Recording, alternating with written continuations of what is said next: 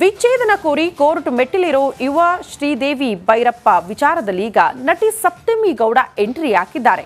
ಹೀಗಾಗಿ ಯುವ ಪತ್ನಿ ವಿರುದ್ಧ ಸಮರ ಸಾರಿದ್ದಾರೆ. ಏನಾಗಿದೆ ಅಂತ ತೋರಿಸ್ತೀವಿ, ಈ ಸ್ಟೋರಿ ನೋಡಿ. ಯುವ ರಾಜ್ಕುಮಾರ್ ಪತ್ನಿ ವಿರುದ್ಧ ನಟಿ ಸಮರ.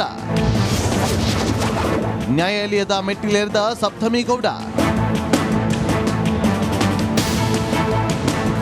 ದೊಡ್ಡಮನೆ ಕುಡಿಯ ಸಂಸಾರದಲ್ಲಿ ಅಪಸ್ವರ ಎದ್ದಿದ್ದು ಶ್ರೀದೇವಿ ಭೈರಪ್ಪರಿಂದ ವಿಚ್ಛೇದನ ಕೋರಿ ಯುವ ರಾಜ್ಕುಮಾರ್ ಅರ್ಜಿ ಸಲ್ಲಿಸಿದ್ದಾರೆ.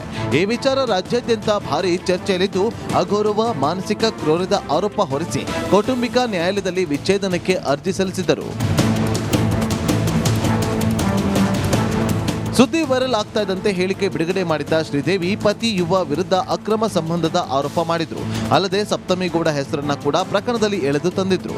ಸಪ್ತಮಿ ಗೌಡ ಹಾಗೂ ಯುವರಾಜ್ ಪರಸ್ಪರ ಸಂಬಂಧದಲ್ಲಿದ್ದಾರೆ. ಸಪ್ತಮಿ ಗೌಡಗಾಗಿ ನನ್ನ ಮನೆಯಿಂದ ಹೊರಹಾಕುವ ಯತ್ನವು ನಡೆದಿತ್ತು ಅಂತ ಶ್ರೀದೇವಿ ತಮ್ಮ ವಕೀಲರ ಮೂಲಕ ಆರೋಪ ಮಾಡಿದರು. ಈ ಆರೋಪಕ್ಕೆ ನಟಿ ಸಪ್ತಮಿ ಗೌಡ ಪ್ರತ್ಯುತ್ತರ ನೀಡಿದ್ದಾರೆ. ಯುವ ಪತ್ನಿ ವಿರುದ್ಧ ಮಾನಹಾನಿ ಕೇಸ್.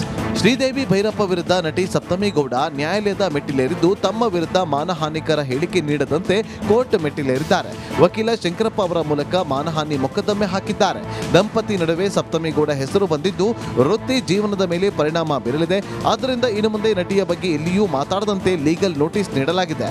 ಈಗ ಮಾಡಿರುವ ಆರೋಪಗಳಿಂದ ಉಂಟಾದ ಮಾನಹಾನಿ ಸಂಬಂಧ 10 ಕೋಟಿ ಪರಿಹಾರ ನೀಡುವಂತೆ ನೋಟಿಸ್ ನೀಡಲಾಗಿದೆ. ಸದ್ಯ ಶ್ರೀದೇವಿ ಭೈರಪ್ಪ ಪ್ರಸ್ತುತ ವಿದೇಶದಲ್ಲಿದ್ದು ಹಾರ್ವರ್ಡ್ ವಿಶ್ವವಿದ್ಯಾಲಯದಲ್ಲಿ ಶಿಕ್ಷಣ ಪಡೆಯುತ್ತಿದ್ದಾರೆ. ಇಬ್ಬರ ನಡುವೆ ಮೂರನೆಯವರು ಎಂಟ್ರಿ ಆಗಿದ್ದು, ಈ ಕೇಸ್ ಇನ್ಯಾವ ತಿರುವು ಪಡೆದುಕೊಳ್ಳುತ್ತೋ ಕಾದು ನೋಡಬೇಕು. Bureau report, republic Kannada.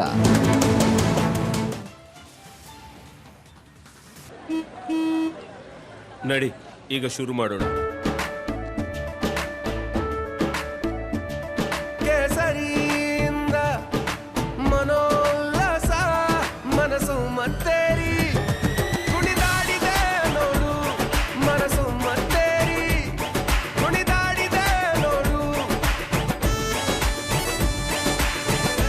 ಕ್ಷಣ ಕ್ಷಣವೂ ಆಚರಿಸಿ ಕೇಸರಿ ಹಬ್ಬ.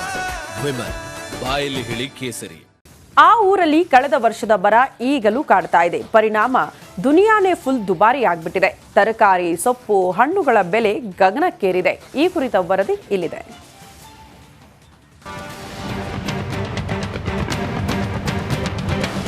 ಇದು ಬಾಗಲಕೋಟೆ ನಗರದ ಮಾರುಕಟ್ಟೆ. ಜನರು ತರಕಾರಿ ಖರೀದಿಗೆ ಅಂತ ಬಂದಿದ್ರು. ತಾಜಾ ತರಕಾರಿಗಳನ್ನ ನೋಡಿ ಜನರು ಹೆಚ್ಚೆಚ್ಚು ಖರೀದಿ ಮಾಡಬೇಕು ಅಂತ ಮುಂದಾಗಿದ್ರು. ಆದ್ರೆ ತರಕಾರಿ ಬೆಲೆ ಕೇಳಿದ ಜನರು ಒಂದು ಕ್ಷಣ ಶಾಕ್ ಆದ್ರು.